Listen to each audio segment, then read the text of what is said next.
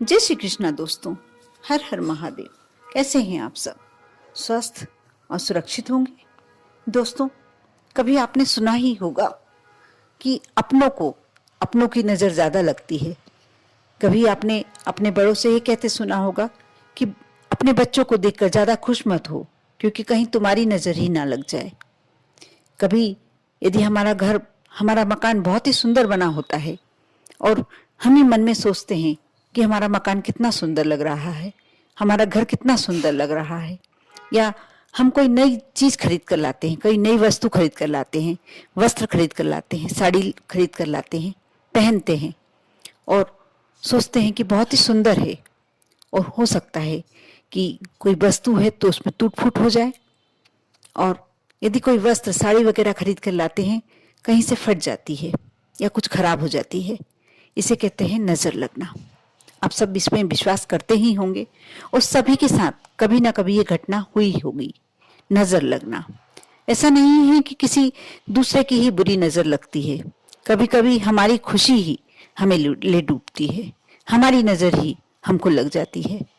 आज मैं अपने वीडियो में जो नजर अपने ही अपनों को लग जाए, या ऐसी कोई व्यक्ति जो हमारे घर में बुरी नजर से आ रहा है, बुरी दृष्टि से आ रहा है, कोई दुष्ट आत्मा, कोई दुष्ट शक्ति हमारे घर में प्रवेश कर रही है, हमारे घर का सुख, शांति, वैभव, प्रतिष्ठा, मान, सम्मान कुछ भी नष्ट होता है, सबसे ज्यादा दुख हम ही को होता है। आज मैं जो उपाय बताने वाली हूँ दोस्तों, शुरू से अंत तक आप इस वीडियो को अवश्य देखें।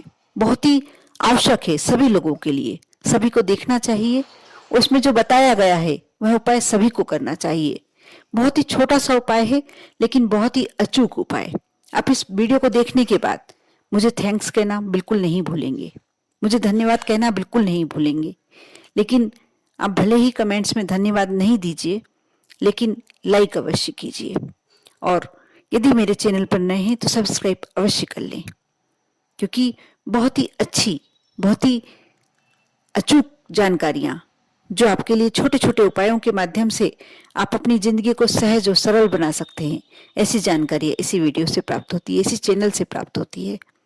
साथ ही आपका कोई दोस्त ऐसी परेशानी से गुजर रहा हो तो उसके साथ अवश्य शेयर कीजिए, क्योंकि अच्छी बातें हमेशा शेयर करना चाहिए। अब मैं आपका ज़्यादा समय नहीं लेते हुए आपको मैं उपाय बताने जा रही हूँ। आप डोरमेट सभी बिछाते हैं अपने घर में, हम मेन गेट पर भी डालते हैं, हर कमरे के बाहर अधिकतर हम इसलिए डोरमेट डालते हैं।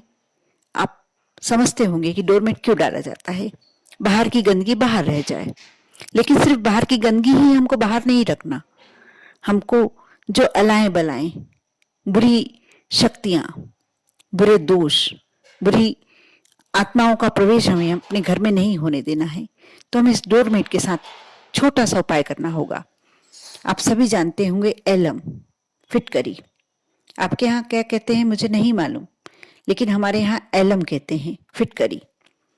आप फिटकरी लीजिए, बाजार से बहुत आसानी से प्राप्त हो जाएगी। बहुत ही छोटी सी नमक जैसी आती है, जैसा खड़ा नमक होता है वैसे ही फिटकरी आती है। अब और बहुत सस्ती, नमक जितनी ही सस्ती आती है।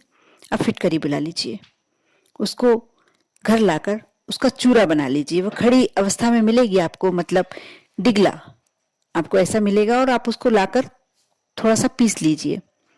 आप जो मलमल का कपड़ा होता है, छन्नीदार कपड़ा, जिससे आप पनीर वगैरह छानते होंगे, अब वह मलमल के कपड़े की छोटी छोटी थैलियां बना लें, नहीं तो पोटली भी बना सकते हैं।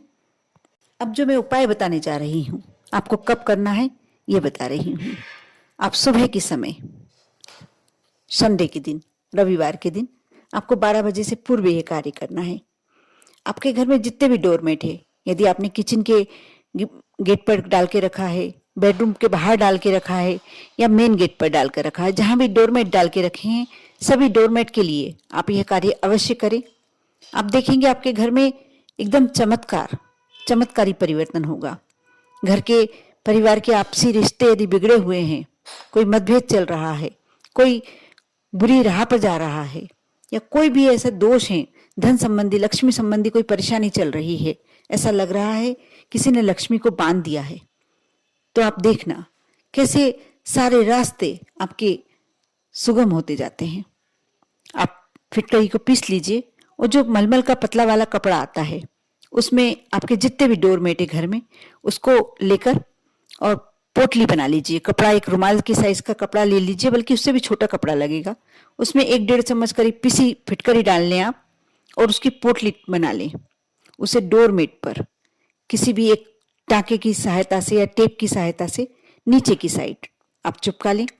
और संडे के दिन आपको 12 बजे के पहले ये कार्य करना है। आप डोरमेट में सभी जितने भी डोरमेट हैं आपके घर में, सभी डोरमेट के नीचे इस फिटकरी को लगा रख लीजिए। पोटलियों को रखकर या तो सेलो टेप से चिपका लें या एक टाँका लगा दें। बस आपको इतना ही करना है। या 15 दिन में, महीने भर में एक बार जब आपको लगता है कि जब पतला कपड़ा रहेगा छन्ने जैसा, तो उसमें से फिटकरी छन छन कर निकल जाएगी। आपके घर में कोई भी बाहर का व्यक्ति आए या आपके घर का व्यक्ति घर में आए, आप बाहर जाएं, आप नेगेटिव ऊर्जा, जो भी नकारात्मक शक्तियां हैं, उनको सभी को बाहर निकालते हुए अंदर आएंगे। क्योंकि फिटकरी में एक आपने सुना होगा, कभी किसी को नजर लग जाती है तो आप क्या करते हैं, आपके घर में बताया जाता है कि नींबू को 7 बार बार लें आप उसके ऊपर से और काट कर 4 दिशा में फेंक दीजिए। नींबू जो फिटकरी होती है, नींबू से इसलिए किया जाता है ये कार्य क्योंकि नींबू में खटास होती है, जो अम्ल तत्व होता है, इसके कारण नजर बहुत अच्छी उतरती है। वैसे ही फिटकरी में इससे 1000 गुना अम्ल तत्व होता है और इसके कारण फिटकरी को बहुत ही अच्छा माना गया है। सकारात्मक ऊर्जा के लिए बहुत ही महत्वपूर्ण कार्य करती है ये फिटकरी को। आप यदि इस तरह से पोटली बनाकर यदि आप अपने डोरमेट के नीचे रख लेते हैं, जब भी कोई व्यक्ति आपके घर में आता है या आप भी आते हैं, बाहर की नकारात्मक ऊर्जा उस डोरमेट के सहारे बाहर ही रह जाती है। जो फिटकरी लगी हुई है, आप जब डोरमेट के ऊपर पैर रखते हैं, आप समझ लीजिए आप जितनी भी नकारात्मक शक्तियां बाहर से लेकर आए थे, बाहर की बाहर रह गई, कोई प्रवेश कर ही नहीं सकता। इस तरह से जब आप अपने किचन में, बेडरूम में, सब दूर आप डोरमेट जहाँ जहाँ बिछाया हुआ है आप वह लगा लेते हैं, तो आपके घर में हमेशा हर कार्य अच्छा होगा। कोई भी गलत कार्य हो ही नहीं सकता। कर देखें।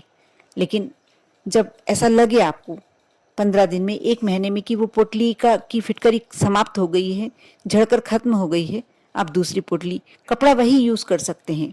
ये कोई धार्मिक कार्य नहीं है, बस ये अपने घर को पॉजिटिविटी बढ़ाने के लिए, अपने घर में अच्छी शक्तियां लाने के लिए ये कार्य किया जाता है। इसमें कोई देवी देवता से जुड़ा हुआ कार्य नहीं है, इसमें कोई पूजन नहीं, पाठ नहीं है। कर देखें। ये कार्य करने के बाद ही आप समझेंगे कि इसका क्या महत्व है। आप श्रद्धा और विश्वास के साथ करें।